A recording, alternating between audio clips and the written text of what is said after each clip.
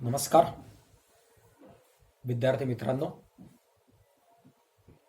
मागच्या व्हिडिओमध्ये आपण 11वीच्या राज्यशास्त्राच्या अभ्यासाला सुरुवात केलेली आहे.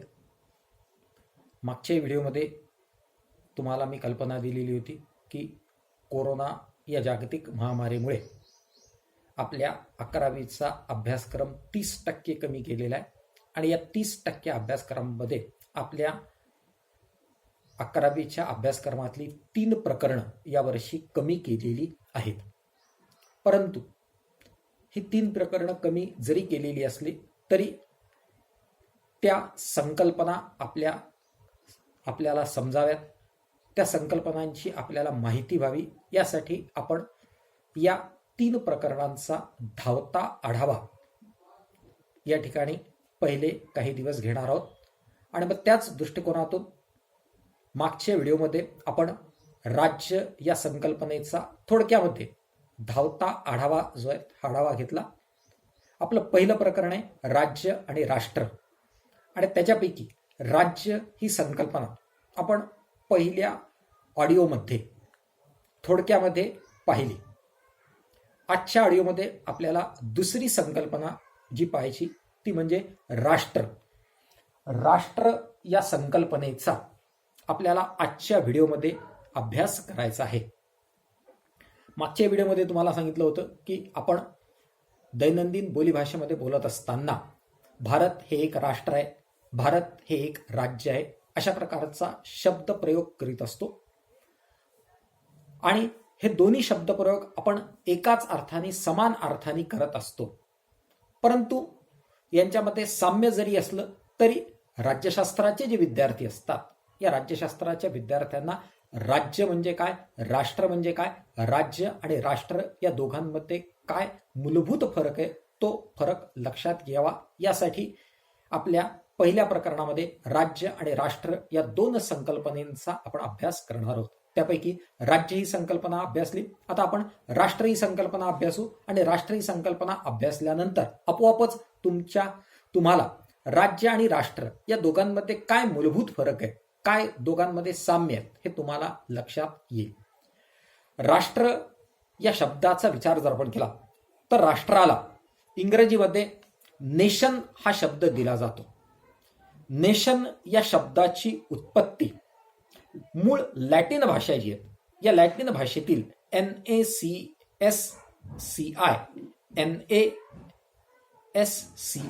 या शब्दापासून झालेली आहे. लॅटिन भाषेमध्ये NASCI चा अर्थ जो आहे हा अर्थ होतो जन्माला येणे किंवा वंश अशा प्रकारचा होतो. म्हणून राष्ट्र ही संकल्पना वांशिक किंवा सांस्कृतिकशी संबंधित आहे. समान वंशाच्या लोकांमध्ये एकता निर्माण होते आणि एकता निर्माण होऊन राष्ट्र निर्माण होऊ शकते. आणि जन्माचा वंशाचा एकतेशी संबंध जो आहे हा संबंध असतो. म्हणून नेशन हा शब्द वंशाशी संबंधित असल्यामुळे एकतेशी संबंधित असलेला शब्द मानला जातो. राष्ट्राच्या दृष्टिकोनातून विचार जर आपण केला तर राष्ट्र म्हणजे काय, तर राष्ट्र ही जी संकल्पना आहे ही संकल्पना मानसिक संकल्पना आहे. राज्याचा विचार जर आपण केला तर राज्य ही भौतिक संकल्पना मानली जाते. परंतु राष्ट्र ही जी संकल्पना आहे ही संकल्पना मानसिक संकल्पना मानली जाते. राष्ट्राच्या निर्मितीचा संबंध मानवी मनाशी असतो. राष्ट्र निर्माण होण्यासाठी वेगवेगळ्या लोकांमध्ये एकता निर्माण होणं आवश्यक असतं आणि लोकांमध्ये एकता निर्माण झाली की राष्ट्राची निर्मिती होत असते. मग वेगवेगळ्या जातीचे, धर्माचे, प्रांताचे लोक असतील, परंतु त्यांच्यामध्ये समान धर्म असेल, समान वंश असेल, समान भाषा असेल, समान संस्कृती असेल, यापैकी कोणत्याही एका घटकामुळे किंवा अनेक घटकांमुळे जर एकता निर्माण झाली असेल तर तो एकता निर्माण झालेला जो समुदाय असतो त्या समुदायाला राष्ट्र असं म्हटलं जातं. उदाहरणार्थ आपण भारताचा विचार जर आपण केला तर भारतामध्ये वेगवेगळ्या जाती, धर्माचे, प्रांताचे लोक राहतात. परंतु इंग्रजांना भारतातून हकलून देणे, स्वातंत्र्यपूर्व काळामध्ये इंग्रजांना भारतातून हकलून देणे या दृष्टिकोनातून वेगवेगळ्या भारतातील वेगवेगळ्या जातीचे असतील, धर्माचे असतील, प्रांताचे लोक असतील, या लोकांमध्ये एकतेची भावना निर्माण झाली आणि एकतेची भावना निर्माण होऊन राष्ट्राची निर्मिती झाली. फ्रेंच भाषिकांचा विचार जर आपण केला तर फ्रान्समध्ये फ्रेंच भाषेच्या आधारावर त्यांच्यामध्ये एकतेची भावना निर्माण झाली आणि एकतेची भावना निर्माण होऊन फ्रान्स हे राष्ट्र निर्माण झालं. पाकिस्तानचा विचार जर आपण केला तर पाकिस्तानमध्ये समान धर्माच्या आधारावर इस्लाम धर्मातील काही लोकांमध्ये एकता निर्माण झाली आणि एकता निर्माण होऊन पाकिस्तानची निर्मिती झाली. म्हणजेच समान धर्म असेल, समान भाषा असेल, समान वंश असेल, यापैकी कोणत्या तरी एका घटकामुळे किंवा अनेक घटकांमुळे लोकांमध्ये एकता निर्माण होते आणि हा एकता निर्माण झालेला समुदाय जो असतो हा या समुदाय आपण इतरांपासून वेगळे आहोत असं म्हणतो आणि त्याच्यातून राष्ट्राची निर्मिती होत असते. म्हणून समान धर्म, समान वंश, समान भाषा यापैकी कोणत्या तरी एका घटकामुळे जर एकता निर्माण झाली असेल तर राष्ट्राची निर्मिती होत असते. याबाबत राष्ट्राची व्याख्या जर आपण पाहिली तर एका विशिष्ट भूप्रदेशात वेगवेगळ्या वंशाचे लोक असले तरी ऐतिहासिक परंपरेद्वारे समान विचार, समान भावना, समान धर्म, समान भाषा यापैकी कोणत्याही एकामुळे किंवा अनेक घटकांमुळे एकता निर्माण झालेला जो समुदाय असेल त्या समुदायाला राष्ट्र असं म्हटलं जातं. अशी राष्ट्राची एक सर्वसाधारण व्याख्या जी आहे ही व्याख्या केली जाते.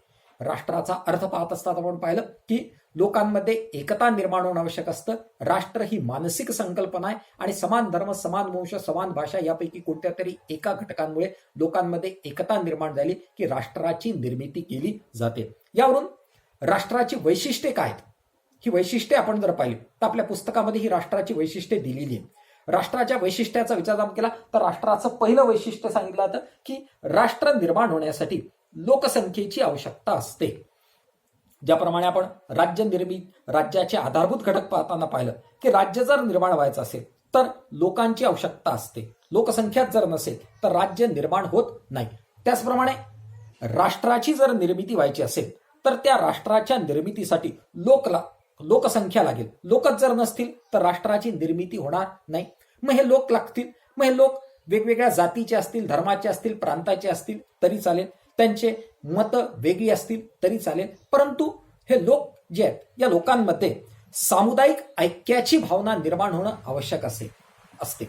मग समान धर्म असेल, समान भाषा असेल, समान संस्कृती असेल किंवा समान उद्दिष्ट असेल, यापैकी कोणत्याही घटकांमुळे जर लोकांमध्ये एकतेची भावना निर्माण झाली असेल तर त्या एकतेच्या भावनेतून राष्ट्राची निर्मिती केली जाते. आणि त्याच्यामुळे राष्ट्राच्या वैशिष्ट्यांचा विचार जर केला तर राष्ट्र निर्माण होण्यासाठी लोकसंख्येची आवश्यकता असते आणि या लोकांमध्ये एकतेची भावना निर्माण होणं आवश्यक असतं. त्यानंतर राष्ट्राचं तिसरं वैशिष्ट्य सांगितलं जातं की राजकीय वेगळेपण.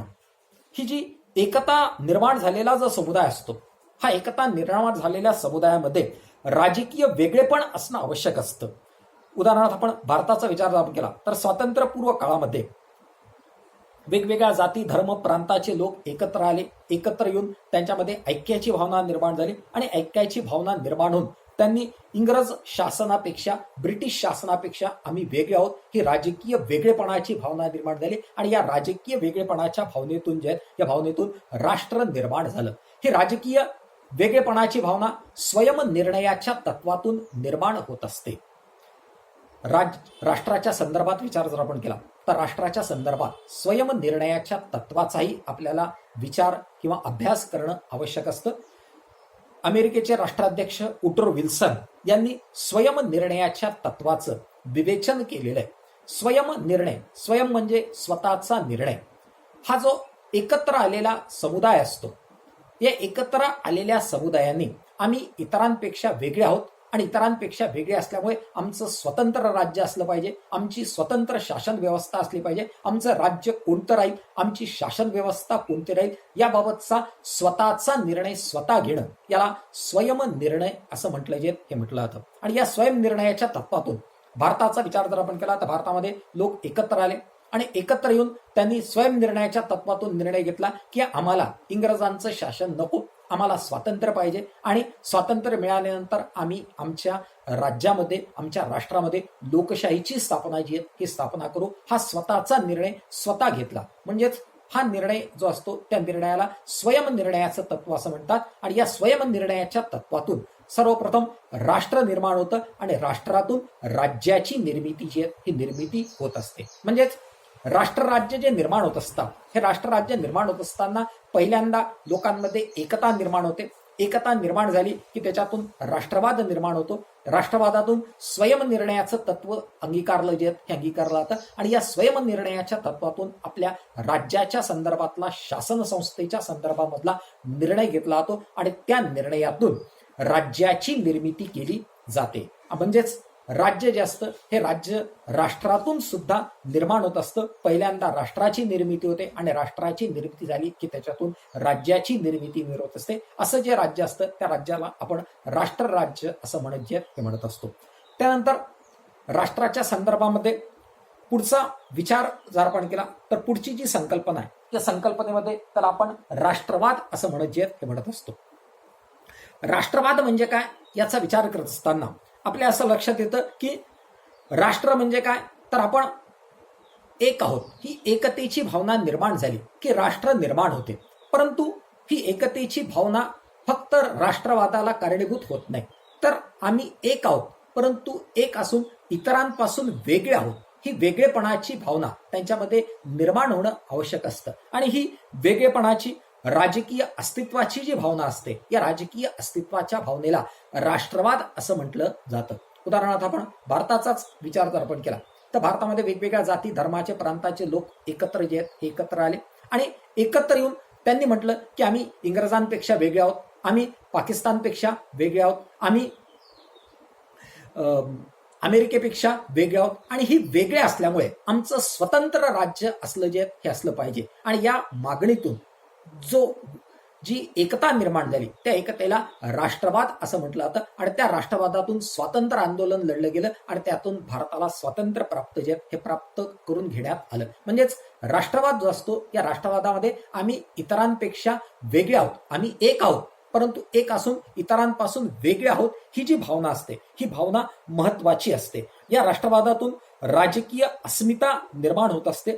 या राष्ट्रवादातून राष्ट्रावरचं प्रेम जे असतं हे प्रेम निर्माण होत असतं आणि या राष्ट्राशी भावनिक राष्ट्रवादाने लोक भावनिक दृष्ट्या राष्ट्राशी जोडले जे हे जोडले जातात. या राष्ट्रवादातून स्वतःची स्वतंत्र अशा प्रकारची ओळख निर्माण होते. या राष्ट्रवादातून राष्ट्राची प्रतीक असणारा राष्ट्रध्वज असेल, राष्ट्रगीत असेल अशा प्रकारची राष्ट्राची प्रतीकं निर्माण होतात आणि त्या प्रतीकाबाबत आपला आदर व्यक्त करून राष्ट्रवादाची भावना प्रगट होत असते. उदाहरणार्थ जर आपण पाहिलं तर भारताच्या संदर्भामध्ये राष्ट्रवादाच्या भावनेचा विचार जर आपण केला तर राष्ट्रवाद जे या राष्ट्रवादाच्या दृष्टिकोनातून आपण विचार करत असताना जर क्रिकेटचा सामना सुरू असेल तर त्या क्रिकेटच्या सामन्यामध्ये आपण भारताचं समर्थन करतो आणि भारताचं समर्थन करून भारत जर विजयी झाला तर आपल्याला आनंद होतो आणि त्यातून आपली राष्ट्रवादाची भावना प्रगट होत असते. किंवा राष्ट्रगीत सुरू असेल तर त्या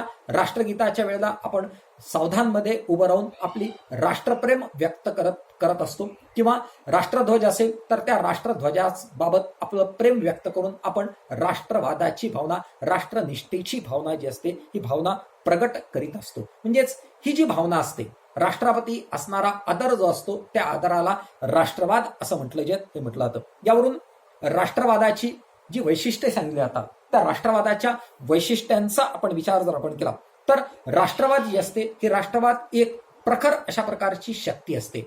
या राष्ट्रवादातून आपल्या राष्ट्राविषयी एकता निर्माण होऊन राष्ट्राविषयी अत्यंतिक प्रेम जे असतं हे प्रेम निर्माण होत असतं आणि हे प्रेम निर्माण झाल्यातून या प्रेमातून राष्ट्रवादाच्या दृष्टिकोनातून आक्रमक राष्ट्रवाद आणि प्रागतिक राष्ट्रवाद अशा प्रकारचे दोन राष्ट्रवाद निर्माण होत असतात.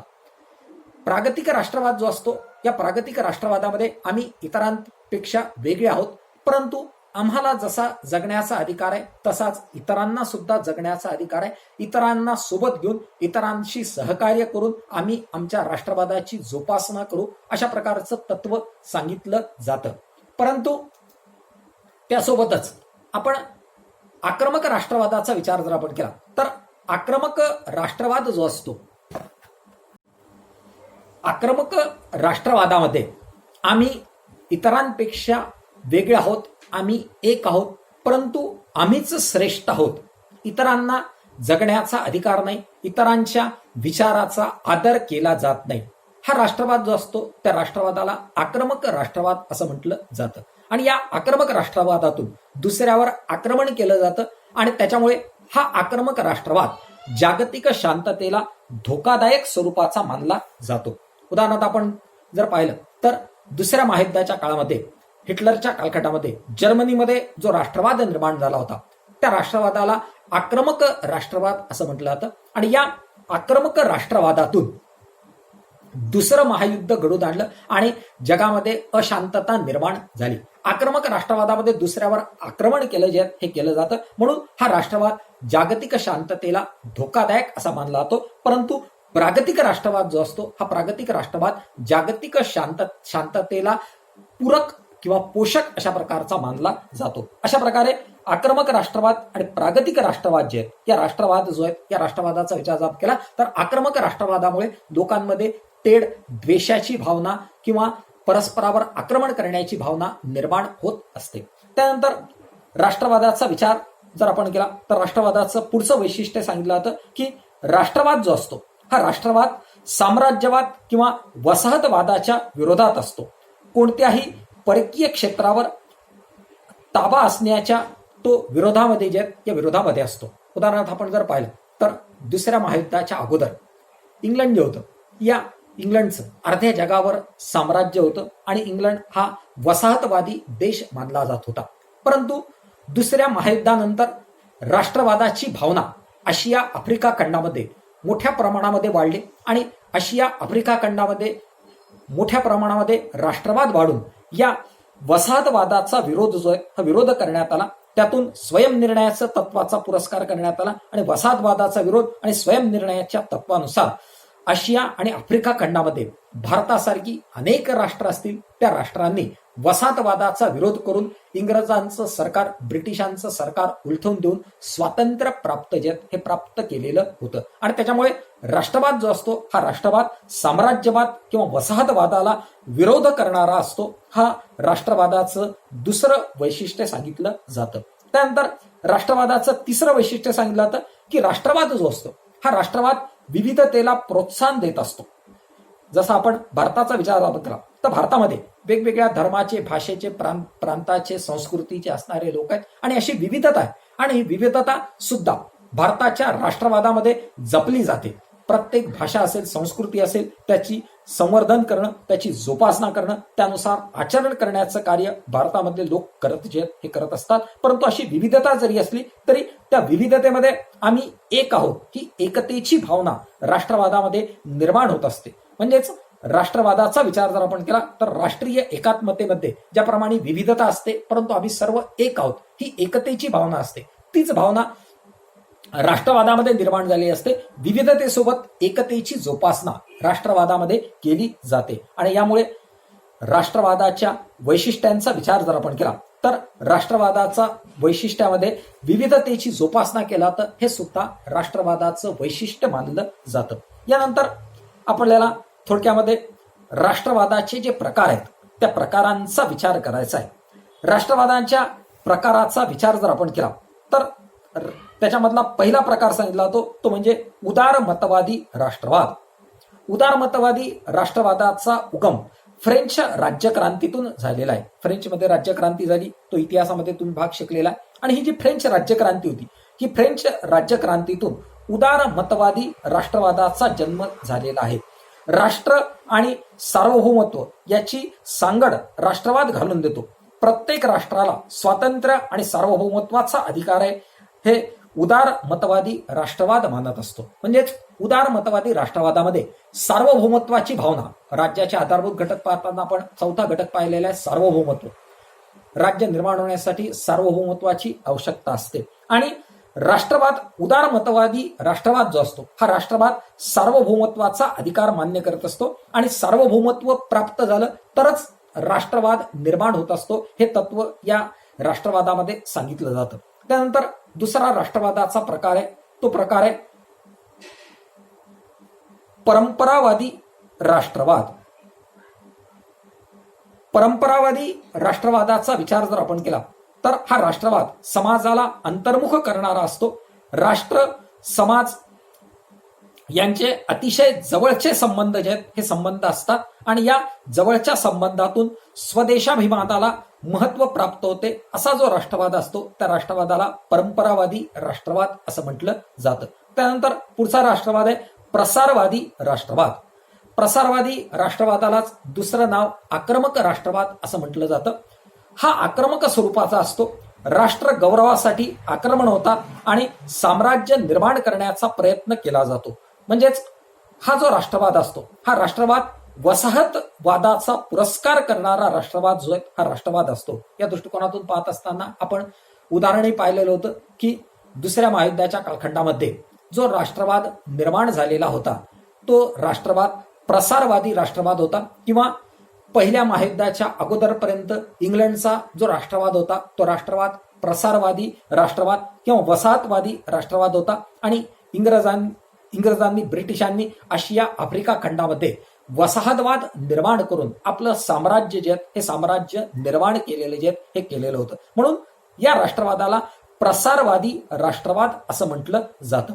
त्यानंतर राष्ट्रवादाचा शेवटचा प्रकार आहे त्याला म्हटलं जातं वसाहतवाद विरोधी राष्ट्रवाद. हा जो तिसरा प्रकार पाहिला या तिसऱ्या प्रकाराच्या विरुद्ध अशा प्रकारचा आहे.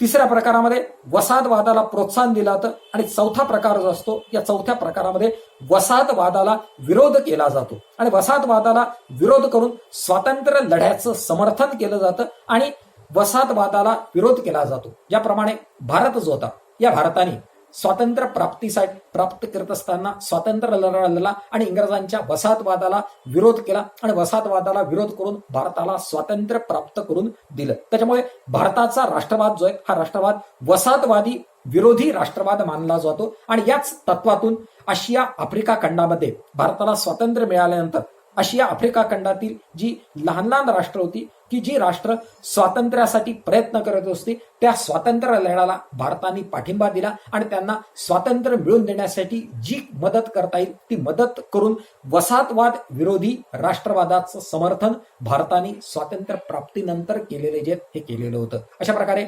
थोडक्यामध्ये राष्ट्रवादाचे प्रकार जे आहेत हे प्रकार सांगितले जातात. आपण या व्हिडिओमध्ये थोडक्यामध्ये राष्ट्र म्हणजे काय, त्याच्यानंतर राष्ट्राची वैशिष्ट्ये, राष्ट्रवाद म्हणजे काय, स्वयंनिर्णयाचं तत्व आणि राष्ट्रवादाचे प्रकार जे आहेत या प्रकाराचा थोडक्यामध्ये विचार आपण या व्हिडिओमध्ये केलेला जो आहे हा केलेला आहे. आणि हा विचार करत असताना आपल्याला राष्ट्र आणि राज्य या दोघांच्या संबंधांचा फरकाचाही या ठिकाणी थोडक्यामध्ये विचार करायचा आहे.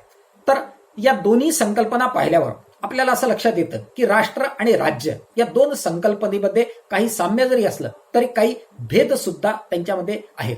उदाहरणार्थ राष्ट्राचा विचार जर आपण केला तर राष्ट्र निर्माण होण्यासाठी समान धर्म असेल, समान वंश असेल, समान भाषा असेल यापैकी कोणत्या तरी घटकांमुळे एकता निर्माण होणं आवश्यक असतं. तर राज्य निर्माण होण्यासाठी लोकसंख्या, भूप्रदेश, शासन संस्था आणि सार्वभौमत्व या 4 घटकांची आवश्यकता असते. त्यानंतर राष्ट्राच्या दृष्टिकोनातून विचार केला तर राष्ट्र निर्माण होण्यासाठी एकतेची भावना आवश्यक असते आणि एकता ही मनाशी संबंधित असल्यामुळे राष्ट्र ही भावना मानसिक भावना किंवा मानसिक संकल्पना मानली जाते. परंतु राज्याचा विचार जर आपण केला तर राज्य जे असतं राज्य ही भौतिक संकल्पना आहे, कारण राज्य निर्माण होण्यासाठी 4 आधारभूत घटक लागतात: लोकसंख्या, भूप्रदेश, शासन संस्था आणि सार्वभौमत्व. हे 4ही भौतिक घटक असल्यामुळे राज्य ही भौतिक संकल्पना मानली जाते. राज्याचा आणि राष्ट्राचा सहसंबंधाचा विचार जर आपण केला तर राष्ट्र निर्माण होतं, राष्ट्रातून राष्ट्रवाद निर्माण होतो, राष्ट्रवादातून स्वयंनिर्णयाचं तत्व निर्माण होतं आणि या स्वयंनिर्णयाच्या तत्वातून राज्याची मागणी केली जाते आणि राज्याची निर्मिती होत असते. त्याला आपण राष्ट्र राज्य असं म्हणत असतो. जगामध्ये अनेक राज्य अशी आहेत की जी राज्य राष्ट्रातून निर्माण झालेली आहेत आणि त्यामुळे अशा राज्यांना राष्ट्रराज्य असं सुद्धा म्हटलं जातं. अशा प्रकारे राज्य आणि राष्ट्र या दोघांचा परस्परांशी असणारा संबंध जो आहे हा संबंध असतो. अशा प्रकारे थोडक्यामध्ये आपण राज्य आणि राष्ट्र या 2 संकल्पनेचा अभ्यास या ठिकाणी केलेला जो आहे हा केलेला आहे. बाकीचा अभ्यास आपण पुढच्या व्हिडिओमध्ये करणार आहोत.